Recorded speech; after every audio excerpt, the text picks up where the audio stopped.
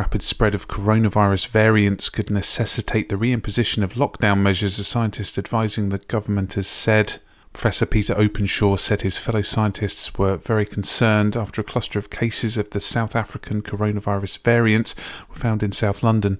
Some 44 confirmed cases of the variant have been found in Lambeth and Wandsworth, with a further 30 probable cases identified, the Department of Health and Social Care said. Surge testing for those who live, work or travel through these areas is being made available. The Queen has returned to royal duties just a few days after the death of the Duke of Edinburgh to mark the retirement of her household's most senior official. The monarch was back working yesterday, holding her first in-person event since Philip's passing on Friday, and hosted a ceremony as the Earl Peel formally stood down as Lord Chamberlain. Returning to her official role so soon after her bereavement typifies the Queen's deep sense of duty and service. The Duke of York said his mother is bearing up stoically and the family have been rallying around to support her. Meanwhile, the Duke of Cambridge pledged to uphold Philip's wishes and continue to support his grandmother, the Queen, to get on with the job. A major study looking at whether coronavirus vaccines can safely be mixed for the first and second doses will be expanded.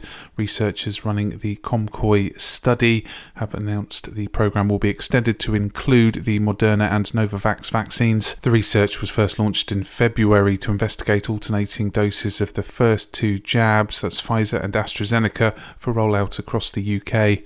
The former head of Whitehall Procurement became an advisor to Sill Capital while still working as a civil servant. In a move approved by the Cabinet Office, it has emerged. Downing Street has announced an independent review into how the failed firm secured government contracts following a series of reports on former Prime Minister David Cameron's lobbying on behalf of the company. Correspondence between the Cabinet Office and the head of the Official Advisory Committee on Business Appointments has revealed that Bill Crothers joined Sill as a part-time advisor to the board in 2015. He was still working as a civil servant when taking up the advisory role, a move which Crothers said was approved by a conflicts of interest policy and supported by the Cabinet Office leadership. And in sport, Chelsea have reached the Uefa Champions League semi-finals despite a 1-0 defeat to FC Porto in Seville. Mehdi Taremi scored a sensational bicycle kick in injury time to give Porto hope of levelling the tie, but the West London side held on to win 2-1 on aggregate.